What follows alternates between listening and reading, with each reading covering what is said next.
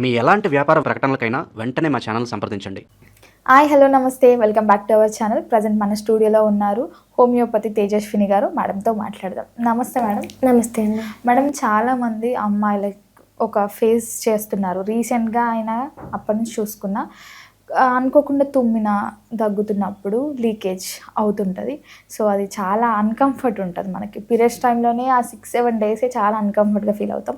ఇట్లాంటి టైంలో కూడా మనం 10 మందితో ఉన్నప్పుడు ఇట్లాంటి ఫీలింగ్స్ ఉంటే అసలు అది కొంచెం వెరైటీ, అసలు మొత్తం వేరే లోకంకి వెళ్ళిపోతాం ఆ సర్టన్ సెకండ్స్లో. సో ముఖ్యంగా ఎందుకు అవుతుందంటారు లీకేజ్? దీనివల్ల ఎలాంటి డిసీజెస్ ఏమైనా ఉంటాయా? కొంతమందికి స్మెల్ రావడం కూడా జరుగుతుంటుంది. సో ఓవరాల్గా చూసుకుంటే ఎందుకు జరుగుతుందంటారు ఇలా? యూరిన్ లీకేజ్ అనేది చాలా మంది చూస్తున్నాం ప్రజెంట్ డేస్లో. ఇది నార్మల్గా ఓల్డ్ డేస్ చూసేవాళ్ళం మనమైతే. 40 years తర్వాత 50 years తర్వాత చూసేవాళ్ళం. అంత కాన్షియస్గా కూడా ఉండకపోయేవాళ్ళు కాదు, అలా చూసేవాళ్ళం. బట్ ప్రజెంట్ ఉన్న డేస్లో ఎర్లీ స్టేజ్లో కూడా మనం ఇది చూస్తున్నాం. మెయిన్గా వచ్చేసి లావుగా ఉన్న వాళ్ళు, ఒబేసిటీగా ఉన్న వాళ్ళు ఏమవుతుంది వాళ్ళ వెయిట్ మొత్తం, అబ్డోమెన్ వెయిట్ మొత్తం యూరినరీ బ్యాక్ పెయిన్ పడుతుంది. దీనివల్ల వాళ్ళకి కొంచెం పబ్లిక్ ప్లేస్కి వెళ్ళినా కూడా అంత గట్టిగా నవ్వినా, లేదంటే గట్టిగా తుమ్మినా, కొంతమంది అయితే బరువులు ఎత్తినా కూడా వాళ్ళకి యూరినరీ లీక్ అవుతూ ఉంటుంది. దీన్ని మనం యూరినరీ ఇన్కాంటినెన్స్ అంటాం మెడికల్ టర్మ్లో అయితే. ఇది 2 విధాలుగా ఉంటుంది. ఒకటి స్ట్రెస్ ఇన్కాంటినెన్స్ అంటాం, 2 అర్జ్ ఇన్కాంటినెన్స్ అంటాం. స్ట్రెస్ ఇన్కాంటినెన్స్ అంటే మనం గట్టిగా తుమ్మినా, లేదంటే బరువులు ఎత్తినా, ఎక్కడికైనా దూరంగా ఫోర్స్ఫుల్గా నవ్వినా, లేదంటే ఎక్కువగా దూరంగా రన్నింగ్ చేసా కానీ, లేదంటే ఫిజికల్ యాక్టివిటీ ఏది చేసా కానీ మన బాడీ నుంచి యూరిన్ అనేది లీక్ అవుతూ ఉంటుంది. ఇది డ్రాప్స్గా ఉంటుంది కొంతమందిలో. అది మనకు తెలియకుండానే లీక్ అయిపోతూ ఉంటుంది. ఇలా లీక్ అయిపోవడం మనం స్ట్రెస్ ఇన్కాంటినెన్స్ అంటాం.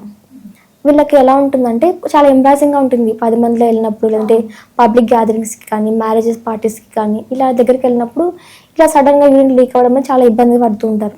దీనికి మెయిన్ కారణం వచ్చేసి మెయిన్గా ఒకటి ఒబేసిటీ అంటాం. ఇంకా ఒకటి మన యూరినరీ బ్యాగ్ పైన కంట్రోల్ కోల్పోవడం. ఇది 2 ఉంటాయి. అంటే మన బ్రెయిన్ సిగ్నల్స్ పాస్ చేస్తుంది. మన యూరిన్ బ్యాగ్ ఎప్పుడైతే నిండుతుందో అప్పుడు మాత్రం యూరిన్ పాస్ అయ్యేలాగా సిగ్నల్స్ చేస్తుంది. బట్ ఇలా స్ట్రెస్ ఇన్కాంటినెన్స్ ఉండడం వల్ల ఏమవుతుందంటే వాళ్ళకి చిన్నగా తుమ్మినా దగ్గినా కూడా వెంటనే ఆ యూరిన్ బ్యాగ్ కంట్రోల్ని కోల్పోయి యూరిన్ లీక్ అయ్యేలా చేస్తుంది. ఇది ఒక టైప్ ఉంటుంది. నెక్స్ట్ అర్జ్ ఇన్కాంటినెన్స్ అంటాం. కొంతమంది చూస్తుంటాం మనం ఎక్కడికైనా వెళ్ళిన వెంటనే ఫస్ట్ వాష్రూమ్ చూసుకుంటారు, ఎక్కడుంది, ఎక్కడికి వెళ్ళాలి అని చూసేసి. దీన్ని అర్జ్ ఇన్కాంటినెన్స్ అంటాం. దీంట్లో ఎలా ఉంటుందంటే వాళ్ళకి యూరిన్ పాస్ చేసా కూడా వాళ్ళకి కంప్లీట్ ఫీలింగ్ ఉండదు. నేను మొత్తం యూరిన్ పాస్ చేశాను, నాకు బ్లాడర్ మొత్తం ఎంటీ అవుతుందని ఫీలింగ్ ఉండదు వాళ్ళకి. అందువల్లనే వాళ్ళకి మళ్ళీ ఒకవేళ వాష్రూమ్కి వెళ్ళినా కూడా వెంటనే మళ్ళీ ఒక 5-10 minutes గ్యాప్ మళ్ళీ వెళ్ళడం, లేదంటే ఎక్కువ అమౌంట్ ఆఫ్ యూరిన్ పాస్ చేయడం. ఇంకా కొంతమందిలో ఇలా మళ్ళీ వెళ్ళా కూడా వాళ్ళకి కొంచెం యూరిన్ అనేది లీక్ అవుతూ ఉంటుంది వాళ్ళకి తెలియకోకుండానే.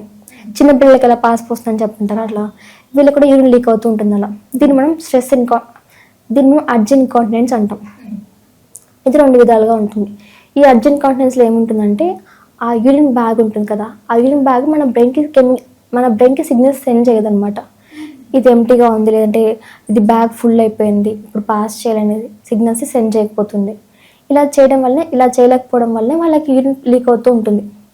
ఈ 2 విధాలుగా ఉన్నా కూడా ఏ విధంగా అయినా కూడా ప్రాబ్లమాటిక్గానే ఉంటుంది. కొంతమందిలో ఏం చేస్తారంటే ఇలా ఉన్నప్పుడు చాలామంది ప్యాడ్స్ కూడా యూజ్ చేయాల్సి వస్తుంది. ఎందుకంటే వాళ్ళకి ఇన్వాలంటరీగా యూరిన్ లీక్ అవుతూ ఉంటుంది కదా.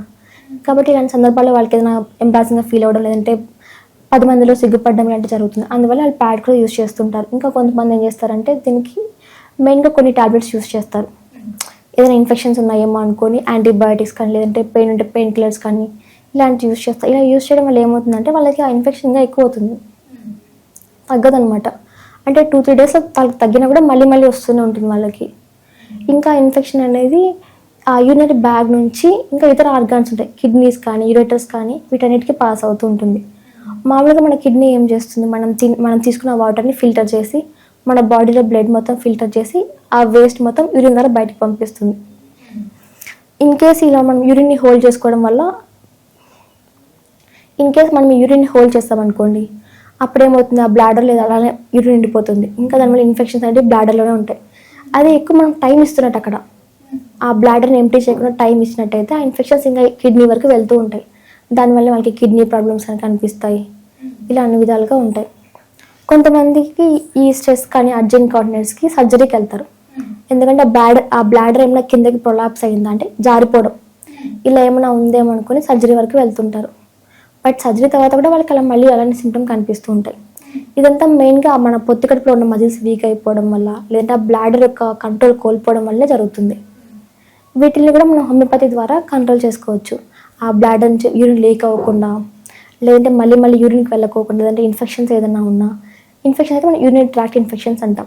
ఈ ఇన్ఫెక్షన్స్ ఏదైనా ఉన్నా కూడా మనం కంప్లీట్గా క్యూర్ చేసుకోవచ్చు. అది మళ్ళీ రాకుండా కూడా చూసుకోవచ్చు. ఒకవేళ కొంతమంది సివియర్ ఫామ్లో ఉంటారు, ఈ కొంతమందికి మళ్ళీ యూరిన్కి వెళ్తూనే ఉంటారు, లేదంటే యూరిన్ పాస్ చేస్తాం మంటగా అనిపించడం, లేదంటే పెయిన్ అనేది కనిపిస్తుంది. దీన్ని మనం యూరినరీ ట్రాక్ట్ ఇన్ఫెక్షన్స్ అంటాం. ఈ ఇన్ఫెక్షన్స్ ద్వారా కూడా వాళ్ళకి ఆ యూరిన్ పాస్ చేస్తే ఇక్కడ మంటగా పెయిన్గా అనిపిస్తుంది. మళ్ళీ యూరిన్కి పోవడం, లేదంటే నైట్ టైమ్స్ ఎక్కువ యూరిన్ పాస్ చేయడం, night times more than 2 times కంటే ఎక్కువ యూరిన్ పాస్ చేసినట్టయితే ఇన్ఫెక్షన్స్ వల్లే ఉంటుంది. ఇంకా కొంతమంది డయాబెటీస్ అంటాం, డయాబెటిక్ ఉమెన్స్లో కూడా ఎక్కువ యూరిన్ పాస్ చేస్తూ ఉంటారు వాళ్ళు. కొంతమంది ఎక్కువ వాటర్ ఇంటేక్ చేసుకోవడం వల్ల కూడా యూరిన్ ఎక్కువ పాస్ చేస్తారు. బట్ వాటర్ ఇంటేక్లో ఎలాంటి పెయిన్ ఉండదు వాళ్ళకి, పెయిన్ కానీ చురుకు కానీ మంట అలా ఏమి ఉండదు. ఇలా ఇన్ఫెక్షన్స్ ఉన్నప్పుడు మాత్రమే వాళ్ళకి యూరిన్ పాస్ చేసేటప్పుడు మంటగా అనిపిస్తుంది. బట్ ఇవన్నీ మనం చూసుకుంటూ ఉండాలి. ఇంకా మనం ప్రైవేట్ పార్ట్ రీజన్లో క్లీన్గా లేకపోవడం వల్ల, అంటే వెజనల్ ఏదైనా ఇన్ఫెక్షన్స్ ఏదైనా ఉన్నా, వెజనల్ నుంచి ఫ్లూయిడ్ లీక్ అవుతున్నా కూడా ఆ ఫ్లూయిడ్ నెగ్లెక్ట్ చేసినట్టయితే ఆ ఇన్ఫెక్షన్స్ కూడా ఈ మూత్రనాళాలకు కూడా పాస్ అవుతూ ఉంటాయి. ఇవన్నీ కేర్ఫుల్గా మనం చూసుకుంటూ ఉండాలి.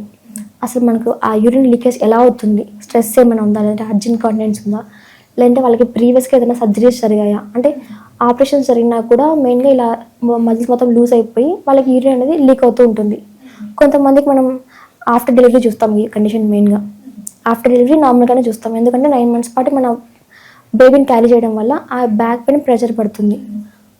ఒకటే సైడ్ ప్రెషర్ తగ్గిపోవడం వల్ల వాళ్ళకి ఆ యూరిన్ లీక్ అవుతుంటుంది. ఇది కామన్గానే చూస్తాం.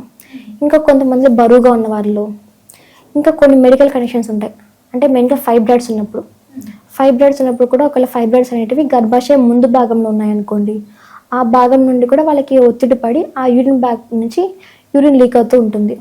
ఇంకా కొన్ని ఇన్ఫెక్షన్స్ కండిషన్స్లో ఇవన్నీ మనం చూసుకోవాలి. దేనివల్ల లీక్ అవుతుంది, అదైనా కాజ్ ఏమైనా ఉందా కూడా ఆ కాజ్ని మొత్తం కంప్లీట్గా రిమూవ్ చేయడం జరుగుతుంది. మేడం, ఇంతకుముందు మీరు అన్నారు సర్జరీ కూడా చేస్తారు దీనికని. మరి సర్జరీ చేసుకోవడం సఫిషియెంట్ అంటారా, లేకపోతే ఇట్లా లీకేజ్ అవుతుంటే దానికి ఫుల్ స్టాప్ పెట్టాలంటే ఏం చేయాలంటారు? డెఫినెట్గా సర్జరీ వరకు వెళ్ళాల్సిన అవసరం లేదు. ఇలాంటి కండిషన్స్లో వాళ్ళకి ఎందువల్ల లీక్ అవుతుందో మనకు తెలిసినట్లయితే దాన్ని కూడా హోమియోపతి ద్వారా వాళ్ళకి కంట్రోల్ చేసుకోవచ్చు. ఆ యూరిన్ లీక్ అవ్వకుండా, లేదంటే మళ్ళీ యూరిన్కి పాస్ అవ్వకుండా వాటన్నిటిని కంట్రోల్ చేసే మెడిసిన్స్ హోమియోపతిలో ఉన్నాయి. ఇంకా హోమియోపతి మందులు వాళ్ళు యూజ్ చేయడం వల్ల వాళ్ళకి ఎలాంటి సైడ్ ఎఫెక్ట్స్ లేకుండా, సర్జరీ వరకు వెళ్ళకుండా వాళ్ళకి అయితే ప్రాబ్లం ఉంటుందో ఆ ప్రాబ్లమ్ని కంప్లీట్గా క్యూర్ చేసుకోవచ్చు. ఇంకా అది మళ్ళీ రాకుండా ఉంటుంది. దాంతోపాటు వాళ్ళు ఏమంటారంటే కొంతమంది యాంటీబయాటిక్స్ లాంగ్ టర్మ్గా యూజ్ చేస్తారు, లేదంటే పెయిన్ కిల్లర్స్ లాంగ్ టర్మ్గా యూజ్ చేస్తారు. ఇలాంటి వారిలో కూడా డ్రగ్ డిపెండెన్సీ స్టార్ట్ అవుతుంది. అంటే ఆ మందులు వేసుకుంటేనే వాళ్ళు వర్క్ అవుతాయి, లేదంటే వర్క్ అవ్వదాగా ఉంటుంది. బట్ హోమియోపతిలో అలా ఉండదు. ఏదైతే కండిషన్ ఉంటుందో ఆ కండిషన్ని కంప్లీట్గా క్యూర్ చేస్తుంది, డిపెండెన్సీ ఏది లేకుండా చేస్తుంది. సర్జరీ వరకు వెళ్ళకోకుండా ఇలాంటి కండిషన్స్ని ఎర్లీగానే క్యూర్ చేసుకోవచ్చు వాళ్ళు. దీనివల్ల వాళ్ళు హ్యాపీ లైఫ్ని లీడ్ చేయొచ్చు. చూసారు కదండి, ఇది ఎవరికైతే లీకేజ్ ప్రాబ్లమ్స్ ఉన్నాయో, ఇలాంటి మెయిన్లీ చూసుకుంటే అమ్మాయిలకి ఇలాంటి పీరియడ్స్ టైంలో ప్రాబ్లమ్స్ అయినా, లీకేజ్ ప్రాబ్లమ్స్ అయినా, ఇట్లాంటివి ఏవి ఉన్నా మేడం తేజస్విని కన్సల్ట్ అవ్వండి. ప్రతి ప్రాబ్లంకి ఒక సొల్యూషన్ దొరుకుతుంది. మేడం ఓవరాల్గా మాకున్న చాలా డౌట్స్ క్లియర్ చేశారు. Thank you so much. Thank you.